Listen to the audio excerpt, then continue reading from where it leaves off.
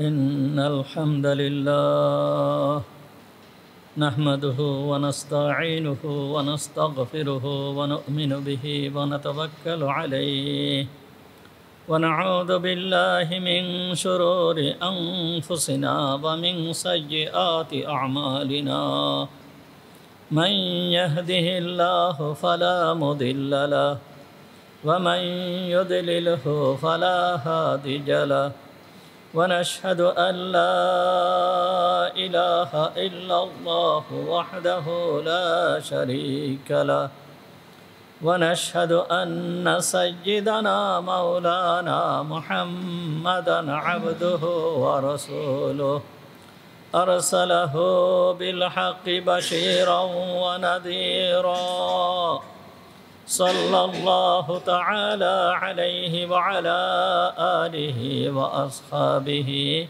وبارك وسلم تسليما كثيرا كثيرا أما بعد فأعوذ بالله من الشيطان الرجيم بسم الله الرحمن الرحيم قالوا يا أبانا ما لك لا تأمنا على يوسف وإنا له لناصحون صدق الله العظيم ونحن على ذلك من الشاهدين والشاكرين اللهم صل على محمد وعلى آل محمد كما صليت على إبراهيم وعلى آل إبراهيم إنك حميد مجيد اللهم بارك على محمد وعلى آل محمد كما باركت على إبراهيم وعلى آل إبراهيم إنك حميد مجيد سبحانك لا علم لنا إلا ما علمتنا اللهم انفعنا بما علمتنا فعلمنا ما ينفعنا فعلمنا ما ينفعنا فعلمنا ما ينفعنا وزدنا علما رب اشرح لي صدري ويسر لي أمري واحلل عقدة من لساني يفقهوا قولي اللهم طهر قلوبنا عن غيرك ونبر قلوبنا بنور معرفتك ربنا تقبل منا إنك أنت السميع العليم وتب علينا إنك أنت التواب الرحيم সমস্ত প্রশংসা সেই মহান রব্বুল আলামিনের জন্য যিনি আমাদেরকে আজকের এই পবিত্র জুমার দিনে জুমার নামাজ পড়তে আসার তৌফিক দান করেছেন এই জন্য আমরা সবাই বলি আলহামদুলিল্লাহ। আমাদের আলোচনা চলতেছিল সূরা ইউসুফ সম্পর্কে। গতদিন সূরা ইউসুফের 10 নম্বর আয়াত সম্পর্কে আলোচনা করা হয়েছিল।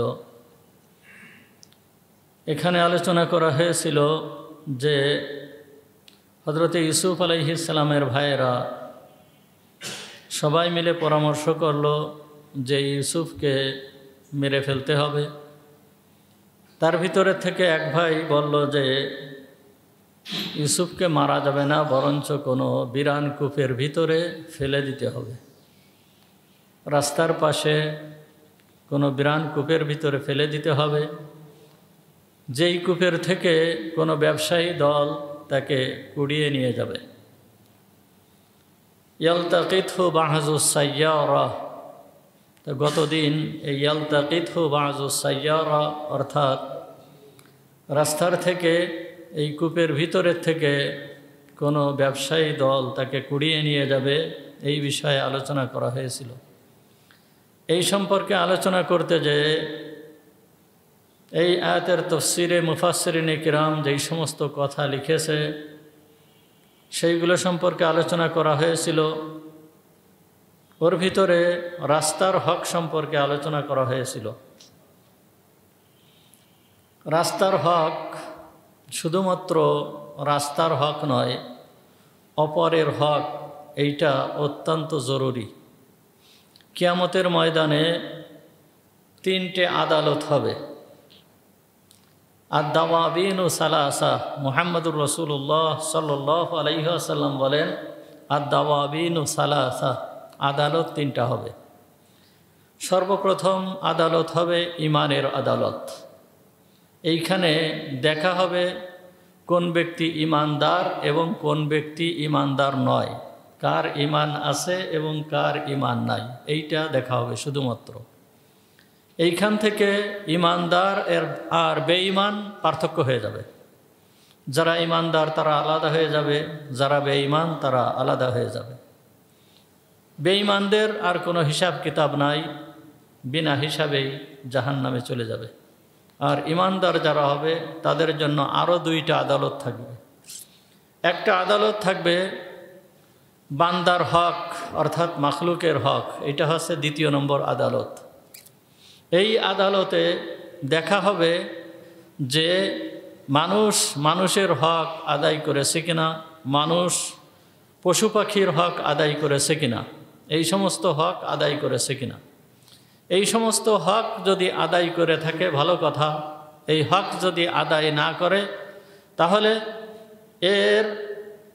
যার হক নষ্ট করা হয়েছে ওই ব্যক্তির থেকে ক্ষমা না হওয়া পর্যন্ত ওই ব্যক্তির ক্ষমা হবে না। আর এই আদালতে যদি সে পার পেয়ে যায়, অর্থাৎ এই আদালতে সে আটকা পড়ল না, যার যে হক আছে সমস্ত হক দিয়ে দিয়েছে, এরপরে তৃতীয় আদালত হবে, এইটা হবে আল্লাহর হক সম্পর্কিত আদালত। নামাজ পড়েছে কিনা, রোজা রেখেছে কিনা, হজ করেছে কিনা, জাকাত দিয়েছে কিনা, এই যে এই সমস্ত বিষয়ে এই দুইটা আদালত থেকে যখন বান্দা পার পেয়ে যাবে, প্রথম আদালত ইমানের আদালত আর দ্বিতীয় আদালতের থেকে যখন বান্দা পার পেয়ে যাবে, পার পেয়ে যাওয়ার পরে তৃতীয় আদালতে যদি ত্রুটি বিচ্যুতি কিছু হয়েও থাকে তখন আল্লাহ তাআলা ওই ব্যক্তিকে বলবে, হে আমার বান্দা, তুমি কি এই কাজ করেছিলে? অর্থাৎ তুমি এই ওয়াক্ত নামাজ পড়েছিলে না, তুমি এই রোজাটা রেখেছিলে না, তুমি এ করেছিলে না, তা করেছিলে না, এই কাজ কি করেছিলে? তখন বান্দা বলবে যে হ্যাঁ আল্লাহ, আমি এটা করেছিলাম, আমি এটা করেছিলাম, এটা আমার থেকে অন্যায় হয়ে গিয়েছিল। তখন আল্লাহ তাআলা বলবে যে যাও, তোমাকে আমি ক্ষমা করে দিলাম, তুমি জান্নাতে চলে যাও। তাহলে প্রথম দুইটা আদালত, একটা হচ্ছে ইমানের আদালত, এই ইমানের আদালতে পার পাওয়া লাগবে।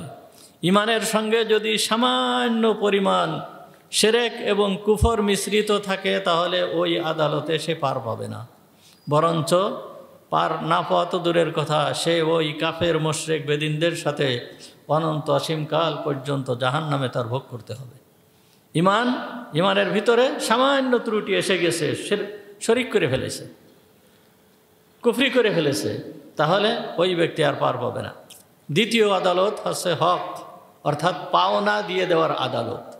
একজন মানুষের আর একজন মানুষের কাছে পাওনা আছে, এই পাওনাটা দিয়ে দেওয়ার আদালত। হক শব্দের অর্থ হচ্ছে পাওনা, কার কি পাওনা আছে এই পাওনাটা দিয়ে দেওয়ার আদালত। আমি যদি পিতা হই তাহলে আমার সন্তানের প্রতি আমার হক আছে, সন্তানের পাওনা আমি দিয়েছি কিনা। আমি যদি সন্তান হই তাহলে পিতার মাতার পাওনা আমি দিয়েছি কিনা। আমি যদি স্বামী হই তাহলে স্ত্রীর পাওনা আমি দিয়েছি কিনা। আমি যদি স্ত্রী হই তাহলে স্বামীর পাওনা আমি দিয়েছি কিনা। আমি যদি প্রতিবেশী হই তাহলে প্রতিবেশীর পাওনা আমি দিয়েছি কিনা। আমি যদি ব্যবসায়ী হই তাহলে আমি যাদের সাথে লেনদেন করেছি, কিনা বেচা করেছি, তাদের পাওনা আমি দিয়েছি কিনা। আমি যদি ক্রেতা হই তাহলে বিক্রেতার যে পাওনা আমি দিয়েছি কিনা। আমি যদি চাকরিজীবী হই, যার অধীনে চাকরি করেছি তার পাওনা আমি দিয়েছি কিনা। এইভাবে প্রত্যেকটা মানুষের সাথে সংশ্লিষ্ট ব্যক্তির যে পাওনা আছে এই পাওনাগুলো পরিশোধ করতে হবে পুঙ্খানুপুঙ্খানুরূপে। এমনকি রাস্তার হক পর্যন্ত, আমি যে রাস্তায় চলাফেরা করছি এই রাস্তার হকটা পর্যন্ত আমি দিয়েছি কিনা। এই জন্য মুহাম্মদুর রাসূলুল্লাহ সাল্লাল্লাহু আলাইহি ওয়াসাল্লাম বলছেন, গতদিন এই হাদিস আপনাদেরকে শোনাইছিলাম, হাদিসটি মুসলিম শরীফের থেকে আনা হয়েছে। মুসলিম শরীফের ভিতরে হযরতে আবু হুরায়রা রাদিয়াল্লাহু তাআলা আনহু থেকে বর্ণিত, হুজুর আকরাম সাল্লাল্লাহু আলাইহি ওয়াসাল্লাম বলেন, আল ঈমানু বিদ'উন ওয়া সাব'উনা শু'বা আফযালুহা কাউলু লা ইলাহা ইল্লাল্লাহ ওয়া আদনাহা ইমাতাতুল আদা আনিত তরিক। ঈমানের ৭৭টা শাখা আছে, তার সর্বোচ্চ শাখা হচ্ছে লা ইলাহা ইল্লাল্লাহ। আর সর্বনিম্ন যে শাখা, একেবারে সর্বনিম্ন যে শাখা, এই সর্বনিম্ন শাখা হচ্ছে ইমাতাতুল আদা আনিত তরিক, রাস্তার থেকে কষ্টদায়ক জিনিস ফেলে দেওয়া। সুতরাং মমিন যে, সে কাউকে কষ্ট দিতে পারে না। মমিনের সামনে রাস্তায় কষ্টদায়ক জিনিস যদি থেকে থাকে, সে সেটাকে ফেলে দেবে। এইটা হচ্ছে মমিনের কাজ। আর এই রকম চরিত্রবান যদি না হয়, তাহলে সে পাক্কা মমিন হতে পারবে না। এই ব্যক্তি পাক্কা মমিন নয়। যদি কোনো মুসলমান, কোনো মাখলুক তার হাতে কষ্ট পেয়ে থাকে, তাহলে সেই ব্যক্তি পাক্কা মমিন নয়। এই পর্যন্ত গতদিন আলোচনা করা হয়েছিল। আজকে হযরত ইউসুফ আলাইহিস সালামের ভাইয়েরা যখন পরামর্শ করে যে ইউসুফকে মেরে ফেলতে হবে, এক ভাই বলল যে না, তাকে কোনো কূপের ভিতরে, কোনো কূপের গভীরে তাকে ফেলে দিতে হবে, কোনো ব্যবসায়ী দল তাকে নিয়ে চলে যাবে। এই পরামর্শ করে তারা পিতার কাছে উপস্থিত হলো। এর আগে তাদের সন্দেহ ছিল যে পিতা আমাদের এই ভাইকে আমাদের সঙ্গে পাঠাবে কিনা। এই জন্য তারা আগের থেকে পরামর্শ করে নিয়েছিল যে আগে ইউসুফকে বুঝাতে হবে। ইউসুফকে বুঝাবো, আমরা যে মাঠে যাই, মরুভূমির ভিতরে যাই, আমরা যেইখানে যাই ছাগল চরানোর জন্য, যেইখানে যাই আমরা কি করি, খেলা করি, দৌড়াদৌড়ি করি, সেখানে বিভিন্ন ধরনের গাছ আছে, সেই গাছের থেকে বিভিন্ন ধরনের ফল পেড়ে পেড়ে খাই, কূপ আছে, কূপের থেকে পানি তুলে খাই। এই যে যেই সমস্ত জিনিস আছে, এইগুলো বুঝাতে হবে। যখন বুঝানোর পরে ও আমাদের সঙ্গে যেতে রাজি হবে। আর যখন আমাদের সঙ্গে যেতে রাজি হয়ে যাবে, তখন আব্বা আর না দিয়ে থাকতে পারবে না। এই পরামর্শ করেই তারা পিতার কাছে চলে গেল। পিতার কাছে যে এই 10 ভাই একবার সুন্দরভাবে যে বসে বলতেছে, ক্বালু ইয়া আবানা মা লাকা লা তা'মান্না আলা ইউসুফ ওয়া ইন্না লাহু লানাসিহুন। হে আমাদের পিতা, আপনি ইউসুফকে কেন আমাদের সঙ্গে পাঠান না? আপনি কেন ইউসুফকে আমাদের সঙ্গে পাঠান না? আমরা সেখানে যাই, মাঠে থাকি, মাঠে যেয়ে খেলাধুলা করি, বিভিন্ন গাছের ফলমূল খাই। তা ইউসুফ যদি আমাদের সঙ্গে যায়, আমাদের সঙ্গে গেলে সেও আমাদের এই খেলাধুলার ভিতরে সে শরিক হতে পারবে। আমরা গাছের ফল পেড়ে খাই, এই ফল টলও সে খেতে পারবে, সে আমাদের সাথে আনন্দ ফুর্তি করতে পারবে। সুতরাং আপনি কেন তাকে আমাদের সঙ্গে পাঠান না? ওয়া ইন্না লাহু লানাসিহুন। আর আমরা তার হিতাকাঙ্ক্ষী, আমরা তার শুভাকাঙ্ক্ষী, আমরা তো তার মঙ্গল কামনা করি। আমরা 10 ভাই, আমরা তার মঙ্গল কামনা করি। পিতার কাছে এই কথা বলতেছে। এখন এই যে কথাটা তারা বলল, ওয়া ইন্না লাহু লানাসিহুন, আমরা তার মঙ্গল কামনা করি, আমরা তার হিতাকাঙ্ক্ষী, মঙ্গল কামনা করি। আসলে কি তারা মঙ্গল কামনা করার জন্য পিতার কাছে আসছে? মঙ্গল কামনা করার জন্য পিতার কাছে আসে নাই। আপনাদের সামনে আলোচনা করা হচ্ছে কোরআনের তাফসীর। এই কোরআনুল কারীমের ভিতরে আল্লাহ তাআলা হযরত ইউসুফ আলাইহিস সালামের ঘটনাকে এনে কত যে উপদেশ আমাদের জন্য রেখে দিয়েছেন, তা বলে শেষ করা যাবে না। কোনো ব্যক্তি যদি শুধুমাত্র সূরা ইউসুফের ভিতরে যে উপদেশগুলো আছে, এইগুলোর উপরে যদি আমল করে, তাহলে তার জীবন ধন্য, তার জান্নাত পাওয়ার জন্য এতটুকু যথেষ্ট। আল্লাহ তাআলা এত জিনিস এর ভিতরে রেখে দিয়েছেন। হযরত ইউসুফ আলাইহিস সালামের এক ঘটনাকে এনে কত নসিহাত এর ভিতরে রেখে দিয়েছেন। দেখেন ভাইয়েরা বলল, ওয়া ইন্না লাহু লানাসিহুন, আমরা তার শুভাকাঙ্ক্ষী, আমরা তার হিতাকাঙ্ক্ষী। কিন্তু ভাইদের এই কথাটা আসলে সঠিক কথা ছিল না, এই কথাটা ছিল মিথ্যা কথা। এই কথাটা কি ছিল? মিথ্যা কথা ছিল। তারা ইউসুফ আলাইহিস সালামের মঙ্গল কামনা করতেছিল না, কিন্তু পিতার কাছে এসে বলতেছে কি, আমরা তার মঙ্গলকামী, ওয়া ইন্না লাহু লানাসিহুন। কিন্তু একজন মুমিন সে কখনোই মিথ্যাবাদী হতে পারে না। একজন মুমিন মিথ্যা কথা বলতে পারে না। মিথ্যা সম্পর্কে কুরআনুল কারীমের ভিতরে, হাদিসের ভিতরে, কোরআনের ভিতরে বহুত আয়াত রয়ে গেছে, হাদিসের ভিতরে বহুত হাদিস রয়েছে এই মিথ্যা সম্পর্কে। আল্লাহ তাআলা সূরা গাফিরের 28 নম্বর আয়াতের ভিতরে বলতেছে, ইন্নাল্লাহা লা ইয়াহদি মান হুয়া মুসরিফুন কাযযাব। আল্লাহ তাআলা ওই ব্যক্তিকে হিদায়াত দেন না যেই ব্যক্তি হয় সীমা লঙ্ঘনকারী, মিথ্যুক। যেই ব্যক্তি মিথ্যাবাদী ওই ব্যক্তিকে আল্লাহ তাআলা হিদায়াত দেন না। মিথ্যা সম্পর্কে বুখারী শরীফ, মুসলিম শরীফের ভিতরে বহুত হাদিস আসছে। একটা হাদিস আছে, অধিকাংশ কিতাবের ভিতরে এই হাদিসটা আসছে। হযরতে আব্দুল্লাহ ইবনে মাসউদ রাদিয়াল্লাহু তাআলা আনহু থেকে বর্ণিত, মুহাম্মদুর রাসূলুল্লাহ সাল্লাল্লাহু আলাইহি ওয়াসাল্লাম বলেন, আন আব্দুল্লাহ ইবনে মাসউদ রাদিয়াল্লাহু তাআলা আনহু قال, হযরতে আব্দুল্লাহ ইবনে মাসউদ রাদিয়াল্লাহু তাআলা আনহু বলেন, قال রাসূলুল্লাহ সাল্লাল্লাহু আলাইহি ওয়াসাল্লাম, রাসূলুল্লাহ সাল্লাল্লাহু আলাইহি ওয়াসাল্লাম বলেছেন, আলাইকুম বিসিদক ফা ইন্নাস সিদকা ইয়াহদি ইলাল বির। তোমরা সত্যকে আঁকড়ে ধরো। আলাইকুম বিসিদক, তোমরা সত্যকে আঁকড়ে ধরো। ফা ইন্নাস সিদকা ইয়াহদি ইলাল বির, কেননা সত্যটা এইটা পুণ্যের দিকে, ভালো কাজের দিকে নিয়ে যায়। সত্য বলাটা এটা ভালো কাজের দিকে নিয়ে যায়। ওয়া ইন্নাল বিররা ইয়াহদি ইলাল জান্নাহ, আর এই ভালো কাজটা জান্নাতের দিকে নিয়ে যায়। যখন কোনো ব্যক্তি সত্য বলতে থাকে তখন এই ব্যক্তিকে ভালো কাজের দিকে নিয়ে যায়, আর ভালো কাজ করতে করতে এই ব্যক্তি জান্নাতের দিকে চলে যায়। ওয়ামা ইয়াসালুর রাজুলু ইয়াসদুকু ওয়া ইয়াতাহাররা সিদকা হাত্তা ইয়াকতুবা ইনদাল্লাহি সিদ্দিকা। যখন কোনো বান্দা সে সত্য বলে আর এ সত্য বলার উপরে সে সচেষ্ট থাকে, তার ইচ্ছা থাকে যে আমি সদা সর্বদা সত্য বলবো, তখন আল্লাহর দরবারে এই ব্যক্তিকে সিদ্দিক হিসাবে লেখা হয়। চিন্তা করছেন, আবু বকরের নাম হচ্ছে কি? সিদ্দিক।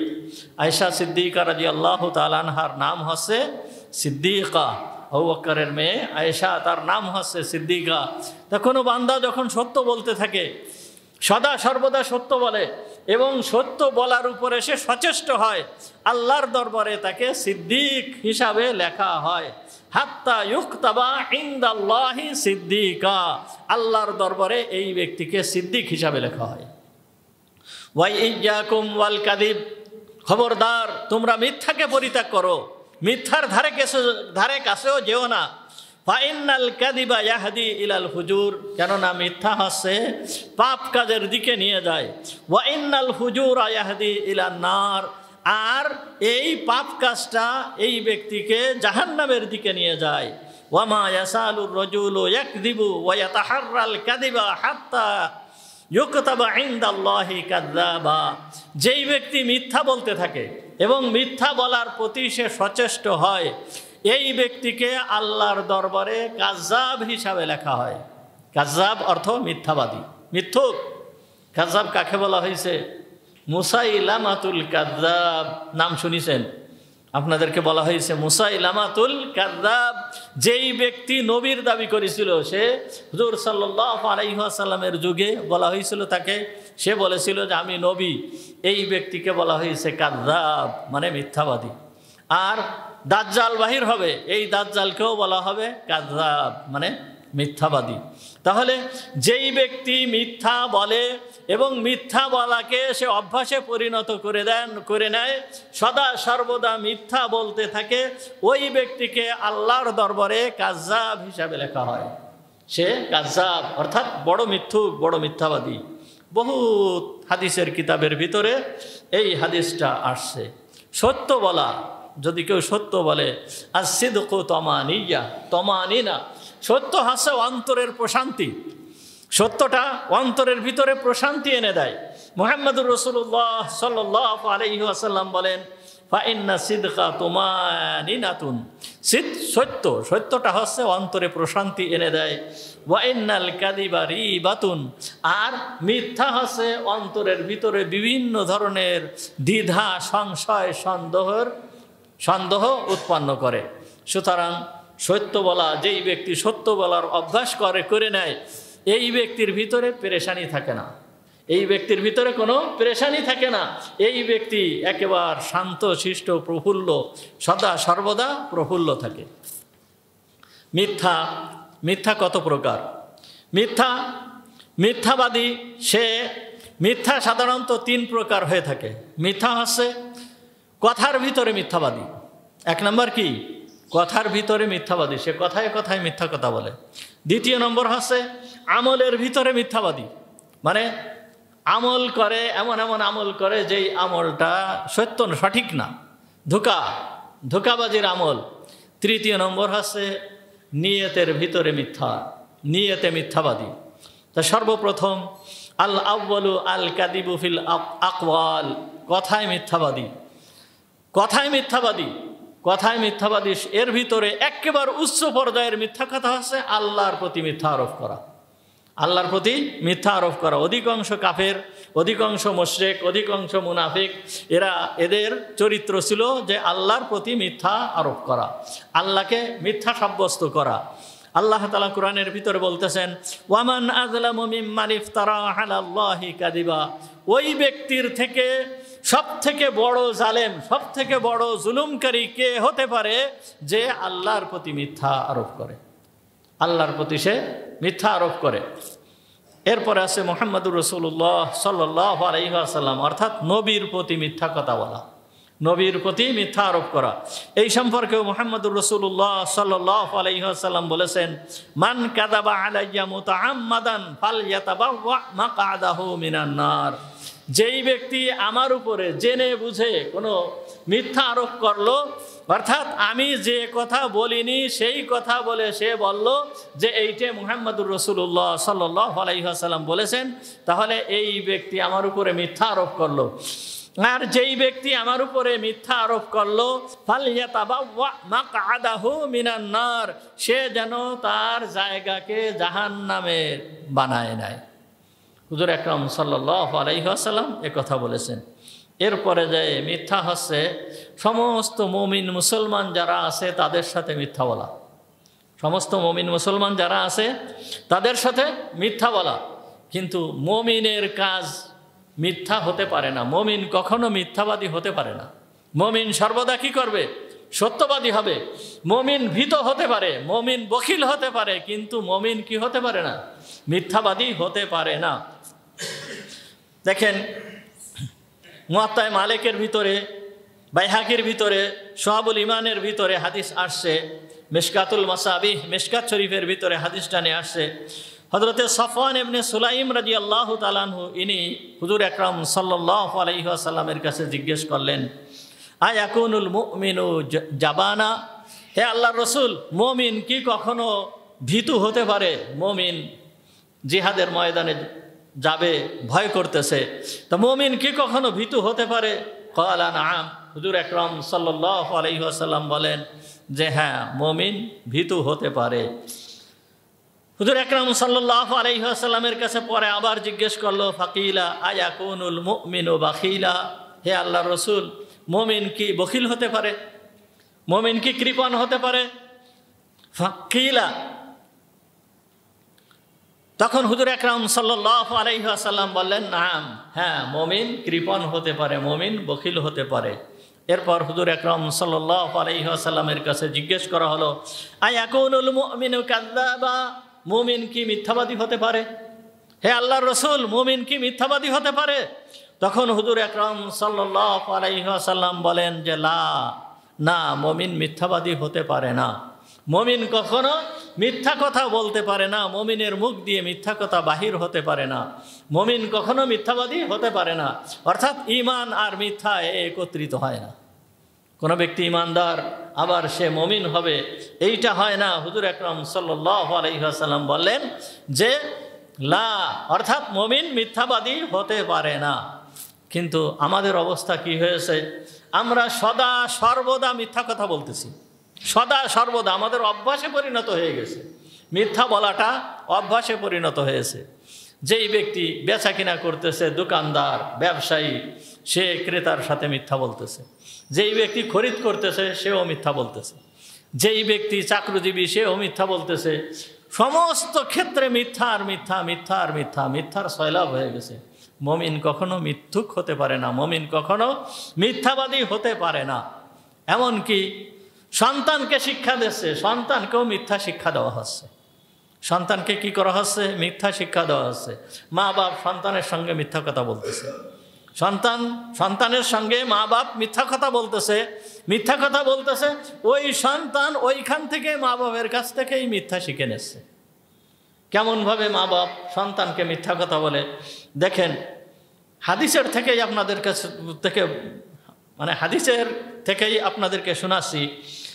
শুআবুল ঈমানের ভিতরে, আবু দাউদ শরীফের ভিতরে হাদিস আসছে, মিশকাত শরীফের ভিতরে এই হাদিসটা আনা হয়েছে। হযরত আব্দুল্লাহ ইবনে আমির রাদিয়াল্লাহু তাআলা আনহু থেকে বর্ণিত। হযরতে আব্দুল্লাহ ইবনে আমির রাদিয়াল্লাহু তাআলা আনহু উনি বলতেছেন, দাআতনি উম্মি ইয়াওমান ওয়া রাসূলুল্লাহ সাল্লাল্লাহু আলাইহি ওয়াসাল্লাম কাঈদুন ফি বাইতিনা। একদিন আমার আম্মা আমাকে ডাকলেন, হযরতে আমির রাদিয়াল্লাহু তাআলা আনহু বলতেছেন, হযরতে আব্দুল্লাহ ইবনে আমির রাদিয়াল্লাহু তাআলা আনহু বলতেছেন, আমার আম্মা আমাকে একদিন ডাকলেন। আর যেই সময় আমাকে ডাকছে ওই সময় রাসূল সাল্লাল্লাহু আলাইহি ওয়াসাল্লাম আমাদের ঘরে বসে আছেন। তা আমার আম্মা আমাকে কি বললেন? ক্বালাত,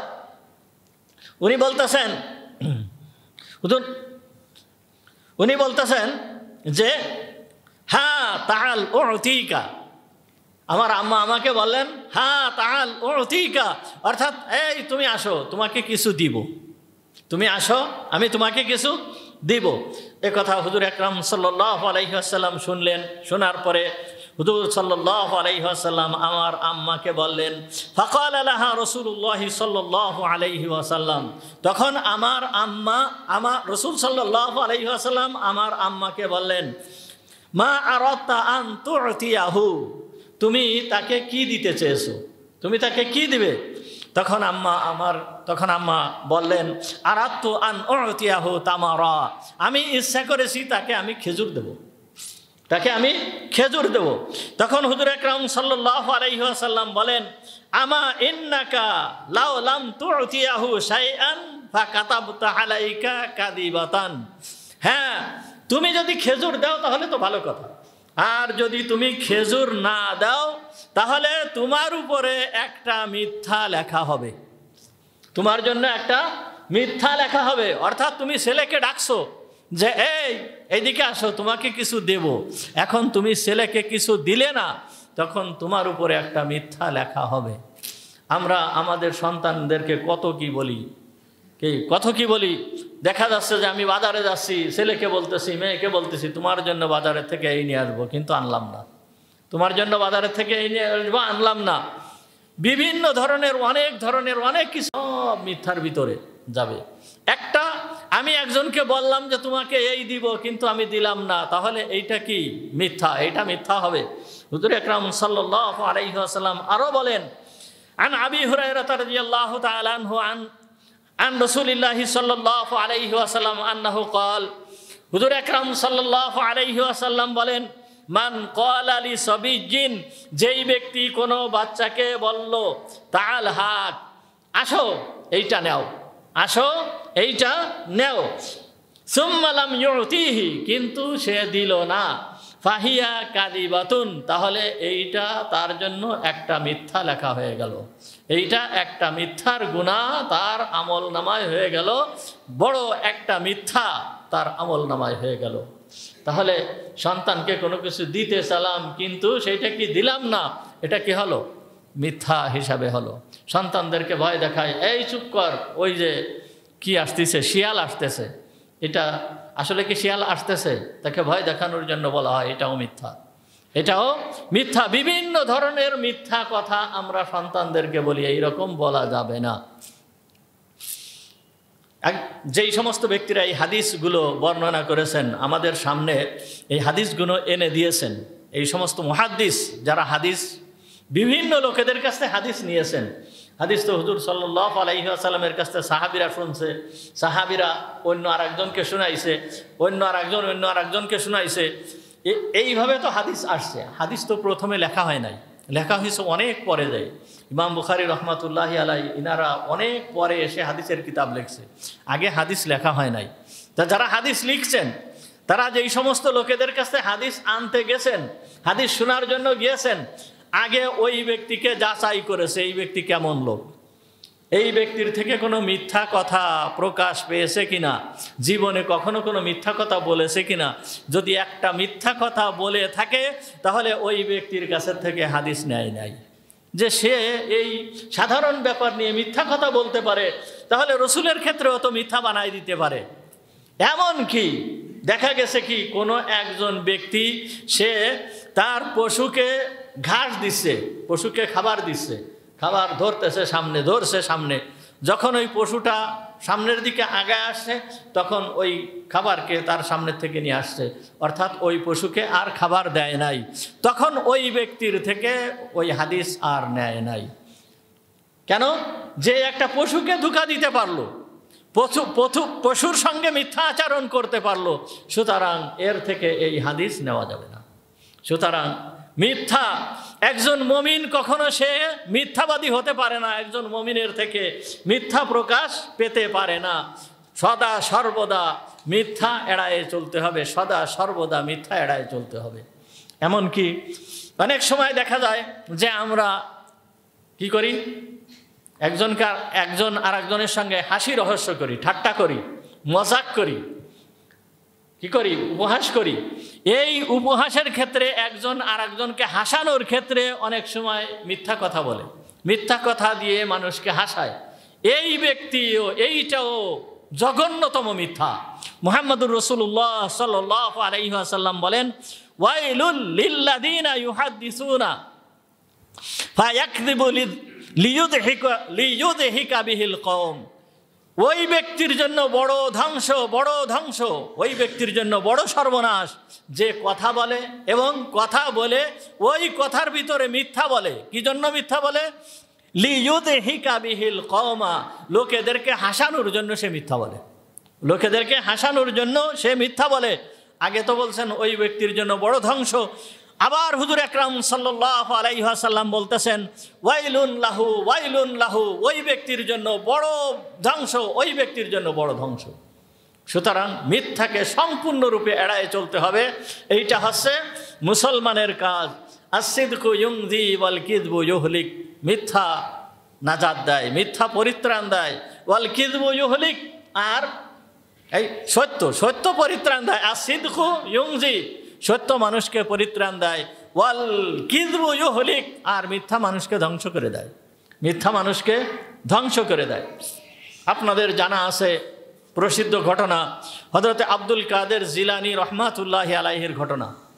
আব্দুল কাদের জিলানী রহমাতুল্লাহি আলাইহি উনি বাগদাদে যাচ্ছেন, ইলমে দ্বীন শিক্ষার উদ্দেশ্যে উনি বাগদাদে যাচ্ছেন। তখন ওনার বয়স কম, 7-8 বছর কিংবা 10 বছরের শিশু হবে। যখন উনি বাগদাদে যাচ্ছেন, বাগদাদে যাওয়ার সময় ওনার মা ওনার জামার ভিতরে 80টা 40টা দিনার জামার ভিতরে দিয়ে দিলেন। 40টা দিনার, 40টা স্বর্ণমুদ্রা, যেই 40টা স্বর্ণমুদ্রার এখন আমাদের এই বর্তমান আমাদের এই সময়ে 20 লক্ষ টাকা 40টা স্বর্ণমুদ্রার দাম। তাহলে এই 40টা স্বর্ণমুদ্রা দিয়ে দিয়েছেন, সে ইলমে দ্বীন শিক্ষা করার জন্য সে রওনা হয়েছে। অনেক দিন থাকা লাগবে, কতদিন থাকা লাগবে, এই পয়সার তার প্রয়োজন হবে, এই জন্য 40টা স্বর্ণমুদ্রা জামার ভিতরে দিয়ে দিয়েছে, যাতে এই পয়সাটা হারায় না যায় বা অন্য কেউ তাড়াতাড়ি করে নিয়ে যেতে না পারে। এই জন্য 40টা স্বর্ণমুদ্রা জামার ভিতরে দিয়ে একবার সেলাই করে দিছে, যাতে দেখা না যায়। যখন চলে যাচ্ছে, ক্বালাত লাহু, তার মা তাকে আব্দুল কাদের জিলানীকে বলতেছেন, জয়াদা কাফি আদি, তোমার হাত আমার হাতের ভিতরে দাও, ওয়া আহিদনি, এবং তুমি আমার সাথে ওয়াদাবদ্ধ হও, আমার সাথে প্রতিশ্রুতিবদ্ধ হও, কি আলা ইলতিজামি সিদক, তুমি সদা সর্বদা সত্য কথা বলবে, কখনোই মিথ্যা কথা বলবে না, এই কথার উপরে তুমি আমার সঙ্গে ওয়াদাবদ্ধ হও। আব্দুল কাদের জিলানী রহমাতুল্লাহি আলাইহি তাই করলেন। মায়ের হাতের উপরে হাত রাখলেন, হাত রেখে সে ওয়াদা করলো যে আম্মা, আমি কখনোই মিথ্যা কথা বলবো না, এই কথার উপরে আমি তোমার সঙ্গে ওয়াদাবদ্ধ হলাম। এইভাবে ওয়াদাবদ্ধ হওয়ার পরে রওনা হয়েছে আব্দুল কাদের জিলানী রহমাতুল্লাহি আলাইহি, রওনা হয়েছে একটা কাফেলার সঙ্গে। এই কাফেলাটা রওনা হয়েছে। রওনা হওয়ার পরে যখন এই কাফেলাটা রাস্তায় চলতেছে, চলতে চলতে পথিমধ্যে খরাজাল লুসুস, এই ডাকাত দল বের হয়েছে। ডাকাত দল বের হয়ে তাদের উপরে আক্রমণ করেছে। ওয়া নাহাবু কুল্লু মা ফিল কাফিলা, ওই ব্যবসায় এই কাফেলার ভিতরে যত যা কিছু আছে সমস্ত কিছু সব লুট করে তারা নিয়ে নেছে। নিয়ে নেওয়ার পরে যখন তারা এই বাচ্চাকে দেখলো, আব্দুল কাদের জিলানীকে যখন দেখছে ছোট বাচ্চা এবং তার কাপড় চোপড়ও বেশি ভালো না, তখন মনে করছে যে তার কাছে কিছু নাই। তখন তারপরও জিজ্ঞেস করতেছে, ক্বালু লাহু হাল মাআকা শাই, তখন তাকে বলতেছে, তোমার কাছে কি কোনো কিছু আছে? হে বালক, তোমার কাছে কি কোনো কিছু আছে? তখন উনি বলতেছেন, মাইয়া আরবাউনা দিনারান, হ্যাঁ আমার কাছে 40 দিনার আছে। 40 দিনারের মূল্য কি? আপনাদেরকে বলা হলো যে বর্তমান আমাদের এই সময়ে যার মূল্য 20 লক্ষ টাকা, এই 40 দিনার আমার কাছে আছে। তখন তারা কি মনে করলো? ফাসাখিরু মিনহু, তখন তারা উপহাস করলো যে এই বাচ্চা ছেলে, এর কাছে কি 40 দিনার থাকতে পারে? এবং তারা মনে করলো কি আন্নাহু আবলাহ, এ মনে হয় এর মাথায় কোনো সমস্যা আছে, এই জন্য ছেড়ে দিয়ে চলে গেল। ছেড়ে দিয়ে যখন চলে গেছে, চলে যাওয়ার পরে ওরা ছেড়ে দিয়ে চলে যাওয়ার পরে এখন তাদের সর্দারের সাথে যে সাক্ষাৎ করছে। সর্দার একটু দূরে ছিল, ওই সর্দারের কাছে যে সাক্ষাৎ করছে। সর্দারের সাথে যে সাক্ষাৎ করার পরে সর্দার জিজ্ঞেস করছে, এই কাফেলার যেই সমস্ত লোকেরা যারা ছিল সবার কাছে সমস্ত কিছু কি নিয়ে আসলো? তখন তারা বলতেছে, হ্যাঁ সমস্ত কিছু আমরা নিয়ে আসছি, কিন্তু একটা বাচ্চা ছেলে, তার কাছে আমরা জিজ্ঞেস করলাম যে তোমার কাছে কি কিছু আছে? ওই বাচ্চা ছেলের কাছে আমরা কিছু আনিনি, সে বলল যে আমার কাছে আছে 40 দিনার আছে। তখন আমাদের মনে হলো যে সে মনে হয় পাগল, সে পাগল, সুতরাং আমরা তার কাছ থেকে কিছু আনিনি।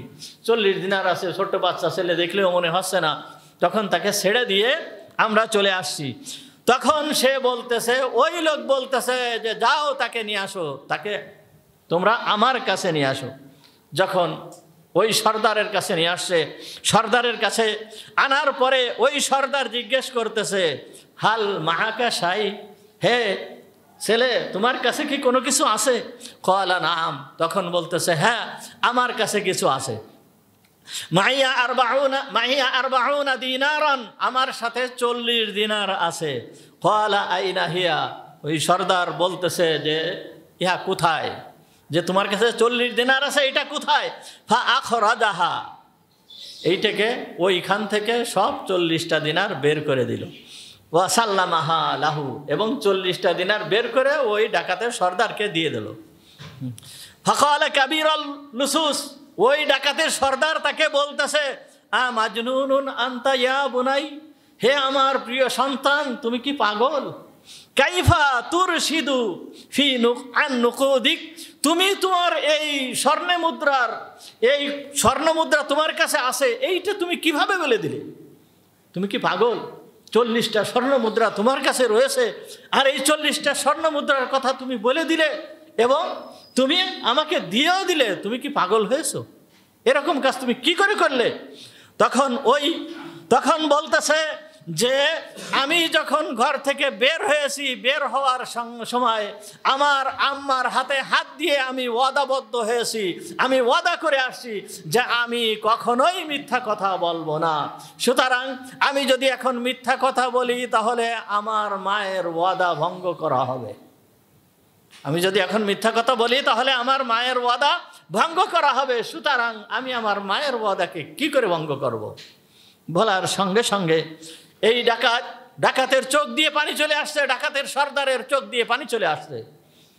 তখন সে বলতেছে, হে আমার বৎস, হে আমার প্রিয় কলিজার টুকরা সন্তান, তুমি তোমার মায়ের ওয়াদাকে ভঙ্গ করতে পারলে না, আর আমি যে আল্লাহর সঙ্গে ওয়াদা করে আসছি আল্লাহর ইবাদত করব, আল্লাহর নাফরমানি কোনো সময় করব না, এটা তো আমি আমার আল্লাহর সঙ্গে ওয়াদা করে আসছি, সুতরাং আমি কিভাবে এইরকমভাবে আল্লাহর নাফরমানি করতেছি, আল্লাহর সঙ্গের এই ওয়াদা ভঙ্গ করতেছি।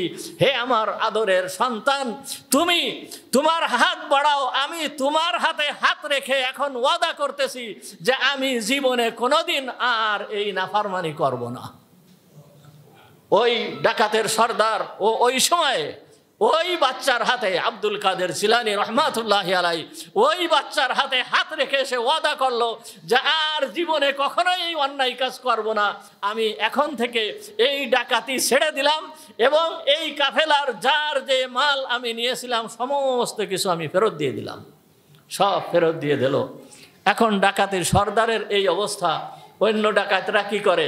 অন্য ডাকাতরা বলতেছে যে আপনি আমাদের সর্দার, আপনি যখন এই কাজ ছেড়ে দিয়েছেন, আপনি যখন তওবা করেছেন, সুতরাং আমরাও এই কাজ ছেড়ে দিচ্ছি, আমরাও তওবা করতেছি, আমরা আর কখনো এই ডাকাতি করব না। একটা বাচ্চা ছেলে সত্য বলার কারণে এই সত্যর প্রভাব কি হয়েছে চিন্তা করে দেখেন। এই জন্য মুহাম্মদুর রাসূলুল্লাহ সাল্লাল্লাহু আলাইহি ওয়াসাল্লাম বলছেন, আসিদকু ইউমদি ওয়াল কিযবু ইউহলিক। সত্যবাদিতা এটা মানুষকে মুক্তি দেয়, আর কিযবু মিথ্যা এটাকে কি করে দেয়? ধ্বংস করে দেয়। সুতরাং সদা সর্বদা সত্য কথা বলতে হবে, এইটাই হচ্ছে মুমিনের কাজ। তাহলে সত্য কয় প্রকার বলা হলো? 3 প্রকার। একটা হচ্ছে কথায় সত্যবাদী হতে হবে, দ্বিতীয় নম্বর হচ্ছে কাজে সত্যবাদী হতে হবে। কিসে? কাজে সত্যবাদী হবে। আমরা অনেক সময় কাজের ভিতরে মিথ্যাবাদী হয়ে যাই। এর সামনে আসতেছে ইউসুফ আলাইহিস সালামকে কুয়ার ভিতরে ফেলে দিয়ে তার ভাইয়েরা কি করলো? একটা পশু জবাই করে ওই পশুর রক্ত ইউসুফের জামায় মিশ্রিত করে বাপের কাছে নিয়ে যেয়ে বলল যে ইউসুফকে বাঘে খেয়ে ফেলছে, এই তার প্রমাণ হচ্ছে এই যে ইউসুফের রক্ত তার জামায় লাগানো রয়েছে। তাহলে এই জামায় কি ইউসুফের রক্ত লাগানো ছিল না পশুর রক্ত লাগানো ছিল? পশুর রক্ত লাগানো ছিল। বিদামিন কাদিব সামনে আসতেছে আলোচনা, ওই সময় আলোচনা করা হবে, এই হয়তো সামনের জুমায় কিংবা তারপরের জুমায় আসবে, যে মিথ্যা রক্ত মিশ্রিত করে নিয়ে পিতার কাছে আসলো। সুতরাং এইটাও কাজের ভিতরে মিথ্যাবাদী হওয়া। তৃতীয় নম্বর হচ্ছে নিয়তের ভিতরে মিথ্যাবাদী হওয়া। তৃতীয় নম্বর কি? নিয়তের ভিতরে মিথ্যাবাদী হওয়া। এই মিথ্যা যে কত বড় ধ্বংসাত্মক জিনিস, এ বলে শেষ করা যাবে না। নিয়তের ভিতরে মিথ্যাবাদী হওয়ার কারণে কি হয়েছে দেখেন, হাদিসের ভিতরে আসছে, বিভিন্ন হাদিসের ভিতরে আসছে, মুসলিম শরীফের ভিতরে আসছে, তিরমিজি শরীফের ভিতরে আসছে। এই হাদিসটা মনে হয় আপনাদেরকে আগেও শোনানো হয়েছে। সুফাই আসবাহি, ইনি একজন বিখ্যাত তাবেঈ ছিলেন, সুফাই আসবাহি। উনি একবার মদিনায় আসেন। মদিনায় এসে মুহাম্মদুর রাসূলুল্লাহ সাল্লাল্লাহু আলাইহি ওয়াসাল্লামের মসজিদে আসেন। মসজিদে এসে দেখে এক ব্যক্তি লোকেদেরকে হাদিস শিখাচ্ছে, মানে হাদিসের দর্স দিচ্ছে। যখন হাদিসের দর্স দিচ্ছে, হাদিস শিখাচ্ছে, সমস্ত লোকেরা তার পাশে একত্রিত হয়ে রয়েছে, সবাই বসে আছে। এখন উনি এসে জিজ্ঞেস করতেছে যে এই ব্যক্তিকে, মান হুয়া, মানে যেই ব্যক্তি হাদিস শিক্ষা দিচ্ছে এই ব্যক্তিকে। তখন সকলে বলতেছে ফাকালু আবু হুরায়রা, তারা বলল কি ইনি হচ্ছে রসুলের বিখ্যাত সাহাবী আবু হুরায়রা। তখন উনি বসে গেলেন। এই বাচ্চাটার কথা বলে না যেন, একটু করে রাখেন। উনি হচ্ছে কে? আবু হুরায়রা রাদিয়াল্লাহু তাআলা আনহু।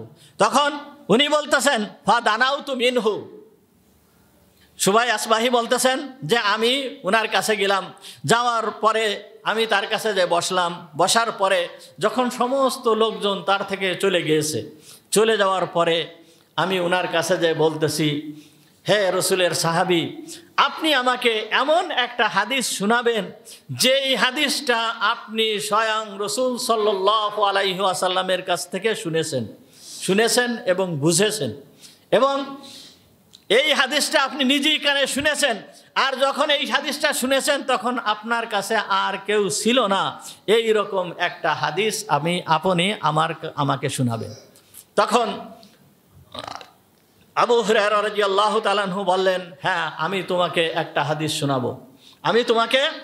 হাদিস শোনাবো, যেই হাদিসটা আমি রাসূল সাল্লাল্লাহু আলাইহি ওয়াসাল্লামের কাছ থেকে শুনেছি।